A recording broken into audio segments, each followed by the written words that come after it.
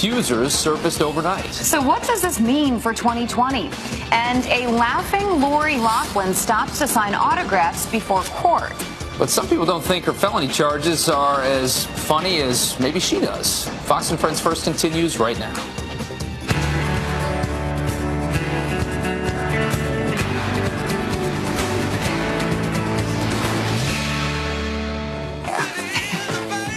Okay. I think that's a no-brainer. Okay. Fair enough. Good morning. Yeah, I have nothing else to say. You're watching Fox and Friends First on this Thursday morning. I'm Jillian Mealy. I'm Rob Schmidt. Thanks for getting up early with us. And we start with a Fox News alert, an exclusive up-close look at the crisis at the border in the Rio Grande Valley. It comes as the Trump administration battles illegal immigration and congressional pushback. Griff Jenkins is live in McAllen, Texas, seeing firsthand how difficult the job has become for border agents. Griff. Good morning, Jillian and Rob. Yes, there's a perception that all of those in this surge of Central American migrant families are just surrendering peacefully, and many are. But sometimes there are those who want to evade being captured. And we went in with the agents who were stretched so thin last night to see just how tough that job is. Watch. It's unbelievably difficult terrain. I'm cut, my gloves torn. These men rushing through here, and we found a group. This is the first one we found, just nothing but thorns, bushes, bugs, snakes, spiders. This is the spotlight. You can see this being put. There they are. They've got two more. Both of them actually tried to run. This one right here was hiding underneath this brush to my left, and this one right here got up from the brush and took off running southbound, but I was able to get him before he got away. This is the brush underneath here, right where I am, where the last illegal crosser was laid down, and Herman had to crawl in like this and go through these bushes and thorns. It's just treacherous. They believe there were 11 migrants in there. They got 8 of them, and they expect another large number. Now, we had over 180 migrants total surrendering or being apprehended by our group, but it was 12 straight days until last night of 1,000+ apprehensions. We'll find out later today how many they got yesterday. Meanwhile, the processing center continues to be overwhelmed. We visited it yesterday in an off-camera briefing. They have space for 3,300. They have more than 6,000 now. They're trying to figure out where to put them. They're releasing them to the public. This as fears over the border here in Texas will be closed continue to grow amongst produce folks, auto industry folks, and Senator Ted Cruz, a Republican, coming perhaps their defense, issuing this statement saying the answer is not to punish those who are legally crossing the border. The answer is not to punish Texas farmers and ranchers and manufacturers and small businesses. Closing illegal points of entry would harm American commerce and legal transit between Mexico and the United States. Mexico is the largest trading partner to Texas to the tune of $187 billion. A lot riding on that. This as DHS Secretary Kirstjen Nielsen visits Yuma, Arizona today to meet with border officials there. Jillian, Rob? Great job down there, Griff. Really giving us a look that you're not going to get many other places. Thank you. Stay safe. Thank you. All right, this is interesting as well. San Diego County in California is suing the Trump administration over the costs of asylum seekers. Officials claim an unlawful change in policy allowing the release of asylum seekers while denying assistance is harming the county. This is getting expensive, even in California. The heads of the Homeland Security, ICE, and Border Patrol are all named in this lawsuit. 4 adults living at a filthy compound where a dead toddler was found will not face the death penalty. 2 men and 2 women are charged with kidnapping the boy in Georgia and bringing him to New Mexico, where they refused to treat his seizures. The boy's father and the 4 other suspects are also facing terrorism charges. They're accused of plotting attacks on police officers and government workers. They go on trial next year. The alleged shooter in the Christchurch, New Zealand terror attack will be charged with 50 counts of murder. He's accused of gunning down dozens of people at 2 different mosques in New Zealand last month. It was the worst mass shooting in that country's history. The self-proclaimed white supremacist will also face 39 counts of attempted murder when he appears in court tomorrow. The judge refusing to allow any video or pictures to be taken of the hearing as to not sway potential jurors' opinions before this trial begins. The U.S. State Department confirms a New York woman is being held hostage in Uganda. Kidnappers are demanding $500,000 after ambushing a safari van and taking Kimberly Sue and her guide at gunpoint. Police sealed the border to the park and are working to find them. The State Department released a travel warning about Uganda last year, urging Americans to use extreme caution due to violent crime in the African nation.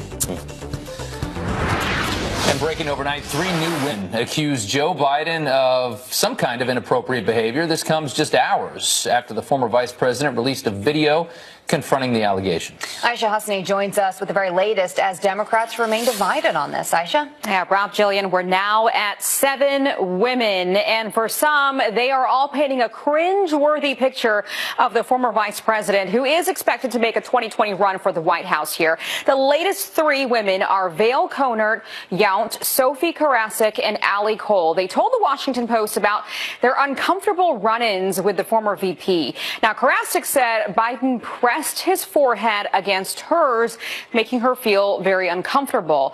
Konert Yount said that he did the same thing to her and also called her a pretty girl. And Cole said he squeezed her shoulders, complimented her smile, and then held her just a little too long. Now, this comes as the vice president just released a video in which he doesn't apologize, but vows to be more mindful. And some of these women say this is not enough. Listen for yourself. I always believe governing, quite frankly, life for that matter, is about connecting with people. That won't change, but I will be more mindful and respectful of people's personal space. I would like to think that perhaps this is a time of realization and self-awareness for Mr. Biden. Time will tell, but I think that no one should define another person's boundaries, period. Okay, so Democrats remain divided over Biden's actions. 2020 hopeful Kamala Harris says she believes the victims and commends them for coming forward. But DNC Chairman Tom Perez says the former VP simply needs to understand his warmth may be misinterpreted by some people. Rob? Okay, Aisha, thanks so much. Congressman Tim Ryan is expected to announce today that he's running for president. Sources tell Fox News that the Ohio Democrat will reveal his plans on The View before an official launch this weekend. Ryan is seen as a political moderate as a Democrat with appeal to blue-collar voters in those Rust Belt states. In 2016, he challenged Nancy Pelosi for House Minority Leader. He didn't get that. He would join more than a dozen other Democratic contenders. More on this later in the show. Well, he hasn't made a decision on 2020 yet, but tonight Howard Schultz will be featured in an exclusive Fox News town hall.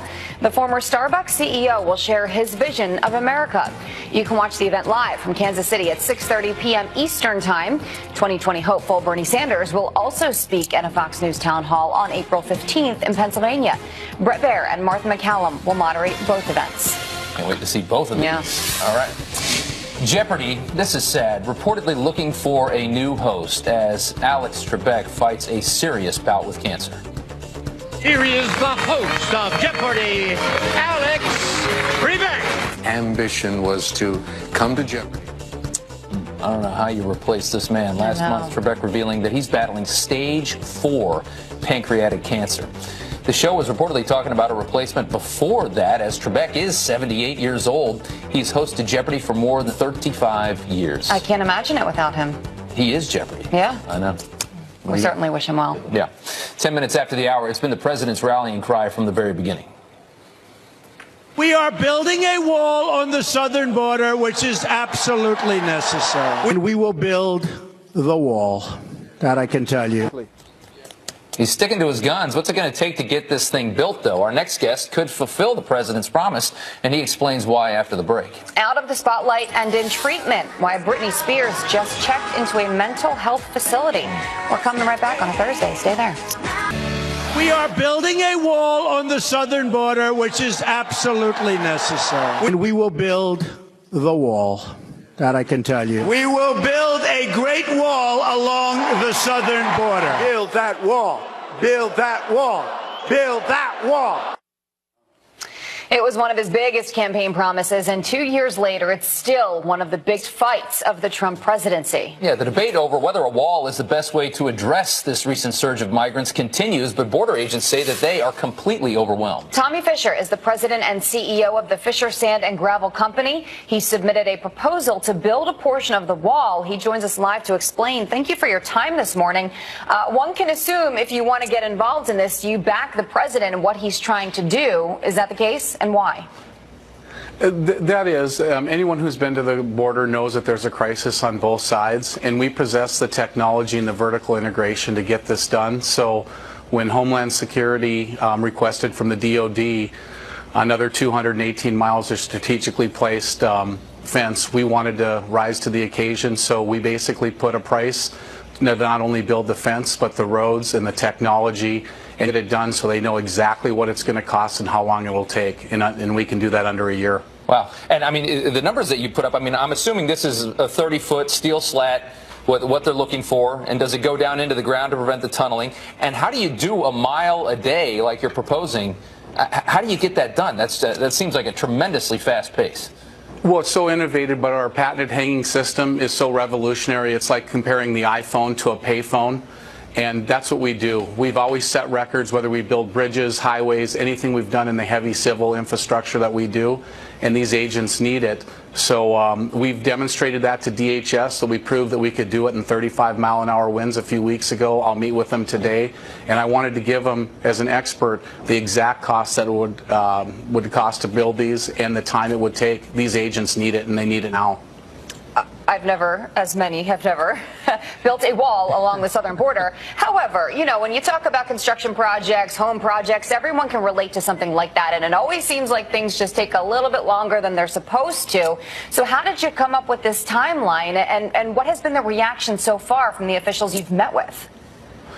Well, a lot of them are stunned because they've only seen past experience and they've really struggled on what they've built. But with our technology, and when DHS was out there a few weeks ago, they saw it and we proved it.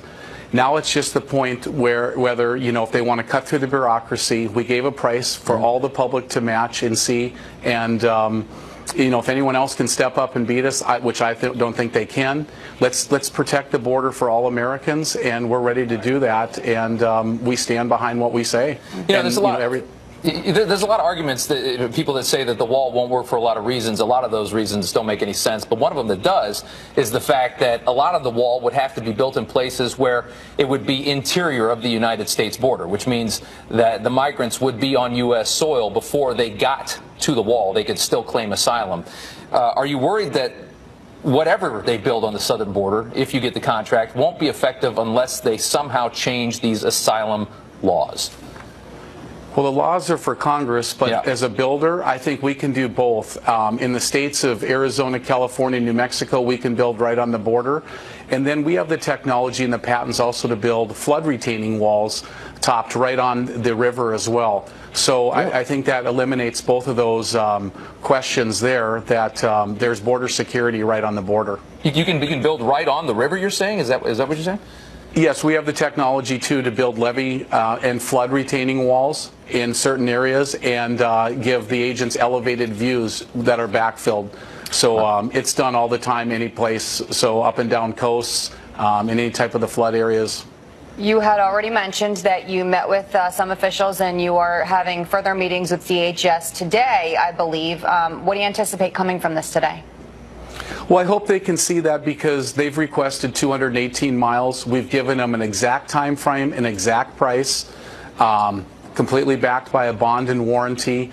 And the other big thing is we offer technology. So we have technology that can sense tunnels, facial recognition, all that to give these agents a fighting chance. And hopefully when they see that, we're well under the budget of what they anticipated. And you know, hopefully the president will see this as well, and he's a guy who says he can cut through bureaucracy, and this is an emergency, and that's what needs to be done. So, you know, there's a lot of congressmen and senators that will be there in another demonstration on April 16th to show once and for all we mean business. They'll see the technology live, and I really think, you know, if you possess the technology that we do and sit silent on the sidelines, as an American, I want to be able to do what we can do to protect every single American and be fair on both sides. Well, if this goes forward, will you come back again? Well, we'd love to. Thank you. Thanks for joining us. Tommy Fisher with Fisher Sand and Gravel. Thank you so much. Thank you. 19 minutes after the hour, she's facing a laundry list of charges, but it's not enough to stop Lori Loughlin. She seems like such a friendly lady from basking in the limelight here.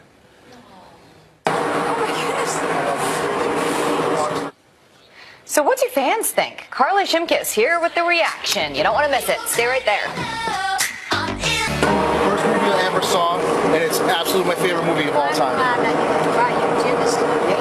Yep. Oh, yeah.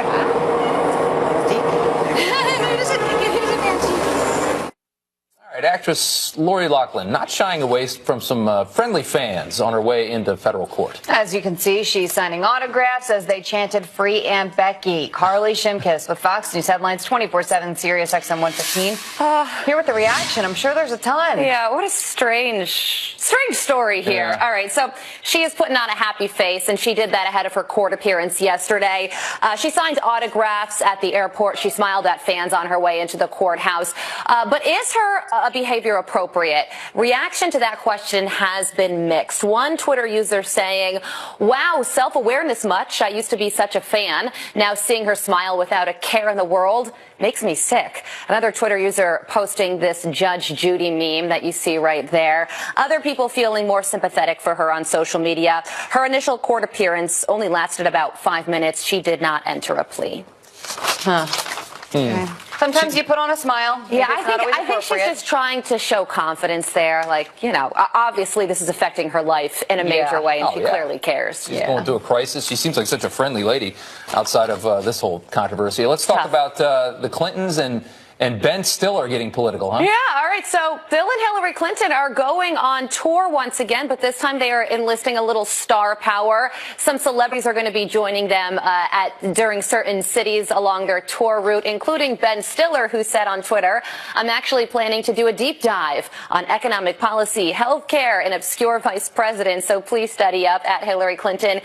Here are a list of other celebrities that will be joining them on tour.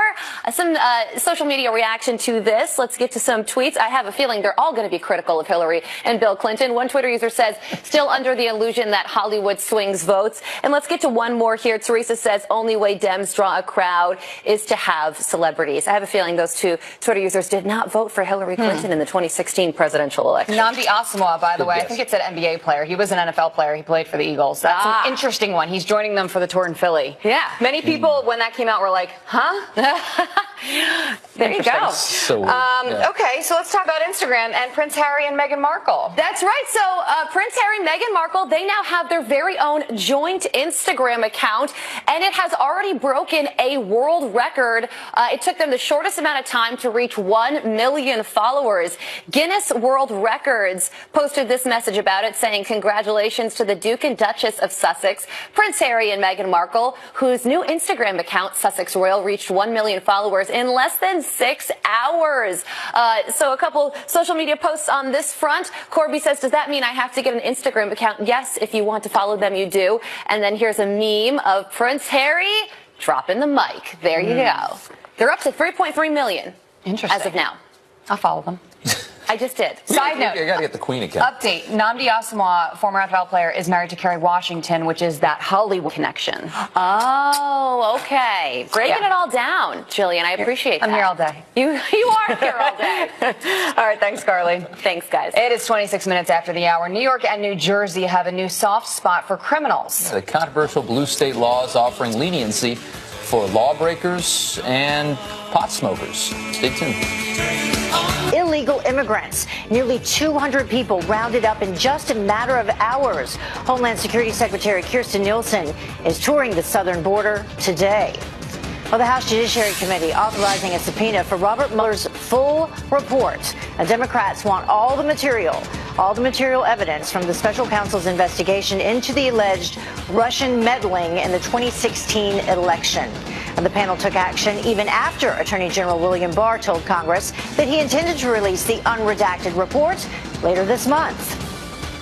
And sources tell Fox News that Congressman Tim Ryan will announce he's running for president today. The Ohio Democrat is seen as a political moderate with appeal to blue-collar voters. He challenged Nancy Pelosi for Speaker of the House in 2016. So add another one to the list.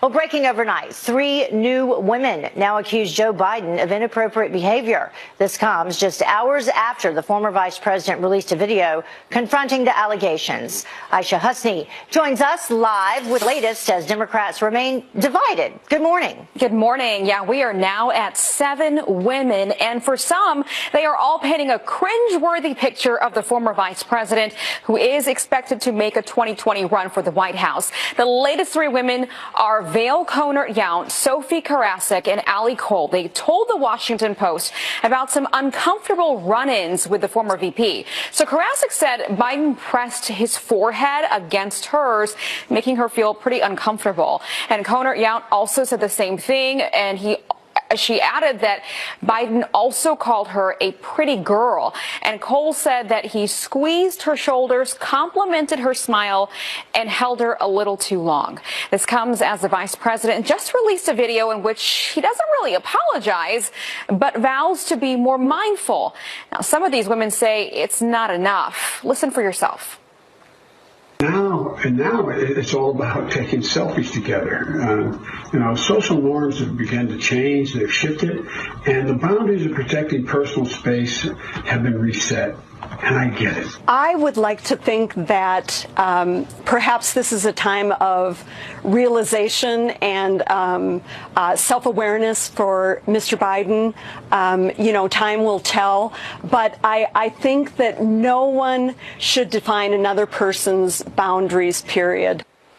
Okay, so Democrats remain divided over Biden's actions. 2020 hopeful Kamala Harris saying she believes the victims and actually commends them for coming forward. But DNC Chairman Tom Perez says the former VP simply needs to understand his warmth may be misinterpreted by some people. Heather? Yeah, interesting also how the Obamas have been very silent on this, haven't said a word about it yet. All right, thank you so much.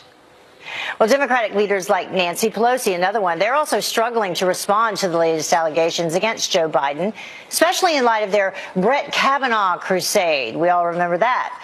Well, commentator and author Heather McDonald says they're tiptoeing around the feminists who set the new standard for what's offensive. We're all supposed to be for diversity, right? How about accepting the diversity of an older generation that has a different style of engagement, that has not been terrorized into frigid self-criticism by the feminist harpies that cannot understand that there are different human beings, there are different ways of relating to people. This is going to end normal human intercourse as we know it if they're allowed to get away with this. These females have all said there was nothing sexual about it. Okay, the conversation should end there. But the new standard now that feminists are setting is they determine by their subjective experience the character of experiences. There's no reasonable person standard. We're certainly not going to accept the male's view that, as Biden said, I had no intention to offend anybody. I was not intending anything sexual. None of that matters now. If a feminist feels offended, then the interaction is objectively offensive. And that is a recipe for chaos and alienation. Well, prior to the allegations, Biden was widely rumored to join the crowded 2020 field as the front runner. Well, Virginia's lieutenant governor is trying to prove his innocence amid sexual assault allegations. Democrat Justin Fairfax calling on prosecutors in Massachusetts and North Carolina to investigate after 2 women accused him of sexual assault. Fairfax denies the allegations and is releasing polygraph tests that he passed to the media. And Senate Republicans are going nuclear. Lawmakers voting to cut debate time for Trump nominees from 30 hours to 2 hours. And the change does not apply to cabinet positions or federal judges. All Senate Democrats opposed the move, and they were joined by Republicans Susan Collins and Mike Lee. Majority Leader Mitch McConnell says that this is necessary to prevent Democrat obstruction. Alexandria Ocasio-Cortez calls a new FEC complaint bogus. The congresswoman and her then campaign manager are accused of creating political action committees to raise more cash than they could bring in legally. The complaint also claims that that manager, who is now her chief of staff, offered cheaper consulting services to her and other Democrats. The first complaint, filed last month, accused the campaign of redirecting $885,000 in donations. Well, how about something fun? The Queen of Country is about to be the queen of the racetrack. Sponsoring her own race car, driver Tyler Reddick will speed off in the pink Chevy Camaro to race this weekend in, of course, Dolly's home state of Tennessee. That's awesome. Love to see that. Well, the time now is about 20 minutes until the top of the hour, and President Trump putting the crisis at the border ahead of the economy. But let me just give you a little secret. Security is more important to me than trade. So what kind of message does that send to voters with 2020 on the horizon? Our voter panel is here to weigh in. To me, trading is very important. The borders are very important. But security is what is most important. All you hear me talking about is trade. But let me just give you a little secret. Security is more important to me than trade. So we're going to have a strong border, or we're going to have a closed border. Well, the president vowing to put the safety of Americans first, even if the economy takes a hit. But is that what America's voters want? Well, we invited a panel to weigh in. So joining us now is Leangela Pimentel-Dorillo and Aaron Comey and Breen McNally. Thank you all for joining us this morning. We appreciate it. Thank you. Thank you. Good morning. So hearing directly from the voters and what they want. Leangela, I'll start with you. So what do you think? Is that something that you're in favor of? Yes, absolutely. I do believe that one of the first priorities of the president is to defend our country. Mm-hmm. And so, Aaron, what about you? Well, I'm surprised that this is President Trump's take, considering how much the economy and business has meant to him. So, yeah, this really wasn't what I expected for him to, the position I expected him to take once he realized the effect this could have on the economy. Breen? Yes, I agree with the gentleman that just spoke. I did not, really see this coming, especially how he is so into the economy when so many people are telling him this isn't going to be good for the economy. But I guess, we could sometimes see, it's like, it seems as if it's a deflection to take away from the economy and to get people to focus more on the border. One of those people who does question, the economics of it when it comes to specifically shutting down the border altogether was Ted Cruz. We have that statement from him about it where he said the answer is not to punish those who are legally crossing the border. The answer is not to punish Texas farmers and ranchers and manufacturers and small businesses. So he says, in his opinion, it would come at a cost in terms of the economy. So he's kind of tying both together, as you were just mentioning, Breen. Leangela, I'll go back to you. So you said that you do agree with the president in terms of protecting the country and border security being more important than the economy. Why? Absolutely. Well, if you just look at what New York State legislation, the budget, they just voted this past week, $27 million just for free college for illegals. We are actually paying the bills. The majority, I do understand that there's a lot of people out there that want to come to America like I did. I'm from Brazil. And you're a legal immigrant. Yes, I am. I'm legal. I went through all the process. It was hard. It's not easy, but was worth it every step of the way. But they do know how to work the system. I heard from people that they say, well, if I have a child, the government will give me a check. So we are paying for them anyway. We do need, actually what we need, in my opinion, it's Congress to get to work and do what they're supposed to. We need an immigration reform here. Yeah, Aaron, to you now, you consider yourself like a moderate when it comes to issues and political issues. So speaking of Congress and Congress needing to do some work, does this sway you one way or the other when it comes to Republicans or Democrats? Well, no, I've seen failures on both sides, and I definitely agree that there needs to be some action taken to reform the immigration system. But one of the key points to realize is that if legal immigration is made easier, illegal immigration will go down. But there also needs to be drastic entitlements to entitlement programs, because taxpayers shouldn't have to carry a burden, an extra burden.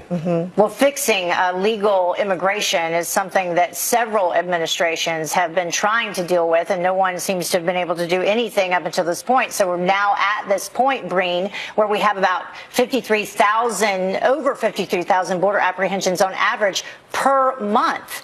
So what do you think we need to do in terms of, we have an election coming up, we have Democratic candidates coming forward with some of their solutions to the problem. We talked about it earlier, at least two of those now saying that we should decriminalize illegal immigration.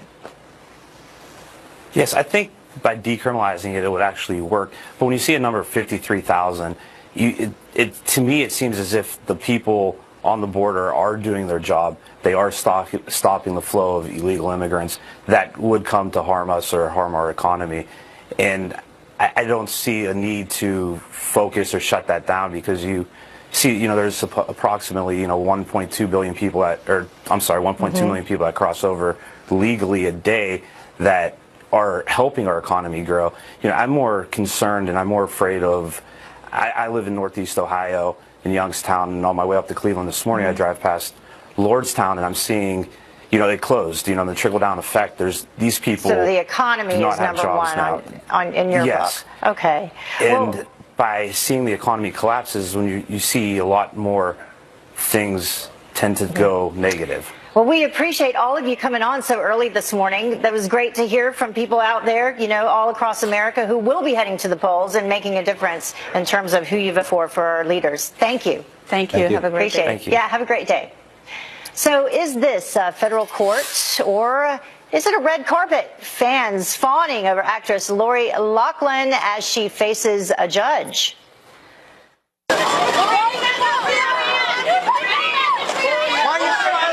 So do they even care that she's accused of bribing and cheating to get her daughter into college? Carly Shimkus is here to share a reaction. Up next. Back, actress Lori Loughlin signing autographs to fans while on her way to court. First movie I ever saw, and it's absolutely my favorite movie of all time. Yep. Oh, yeah.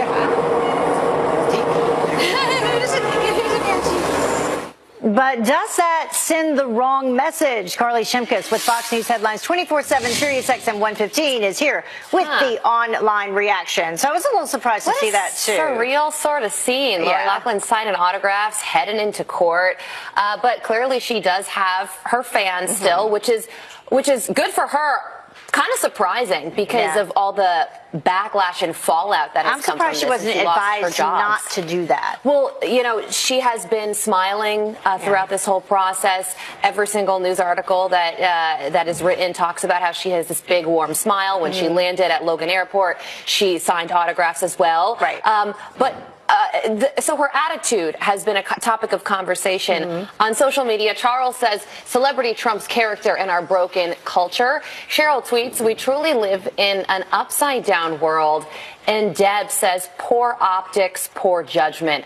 I think that she's smiling as a way to show strength and, maybe some confidence that she didn't do anything wrong. She hasn't entered a plea yet, so we don't know if she's going to plead psychology, like reverse psychology type of thing. And she's a mom of two girls. The two girls are going through a lot right now as well, so she has to hold together for them.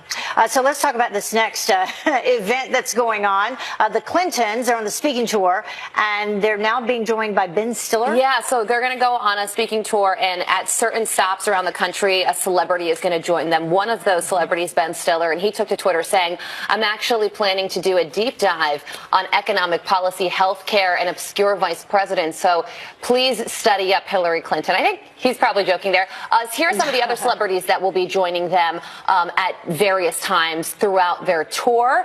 Social media talking about this one. Joshua says they need people that can actually certainly draw somewhat of a crowd. I don't know. I think that President Bill Clinton can certainly draw a crowd. So can Hillary Clinton. Bigger names than some of those we just showed. And then another Twitter user says, still under the illusion that Hollywood swings votes. Yeah, that's true. Yeah, well, so let's talk about the Prince and Princess. A little Harry and Meghan. breaking situation, right? So they joined Instagram this week, and they broke a Guinness Book of World Records, reaching 1 million followers in the shortest period of time.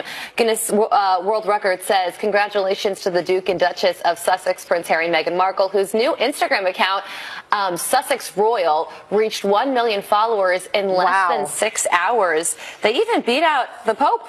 Oh, really? Yeah. So one Twitter user says, Sussex's slaying the Graham game. I love that tweet. And then another person on social media posted this meme in response. Oh, wow. Drop the mic, I baby. like it. I like that. Yeah, I just followed them. They're up to 3.3 million in just a couple days. So Meghan was on it separately, and she shut down her Instagram page. Is that what happened? Right, that's right. Okay. So you can't have your own account anymore. Okay. Usually you just have the Kensington Royal Instagram account, but they branched off. Breaking another rule. Yeah. She probably wouldn't want some of her old pictures out there anyway. No, that's the problem at social media. Those pictures live on forever. Yes. All right. Thank you so much, Carly. Thanks. Appreciate it. Well, the time now is about 6 minutes until the top of the hour. And catering to criminals, the state sparking outrage for banning police from releasing mugshots. And country superstar Brad Paisley getting his hands a little dirty for those in need while he's trading in his cowboy hat for a construction helmet. Welcome back. Chick-fil-A getting an unlikely ally after getting banned from a New York airport. The ACLU, Buffalo's airport. Actually, the ACLU is defending them. Buffalo's airport canceled plans to add the restaurant because it donates to conservative groups. The ACLU's New York affiliate says in a statement that government actors cannot officially silence speech or take punitive actions based on a person's or private entity's political viewpoints. San Antonio's airport also banned Chick-fil-A. The company says it has no political agenda and does not discriminate. Well, mugshots now banned in New York. State police will stop releasing the photos after making arrests, and they'll only be released to police if police are searching for a suspect that has a past mugshot. Now, the change comes as part of Governor Andrew Cuomo's proposed budget. Some law enforcement agencies say they believe they can and will still release them legally.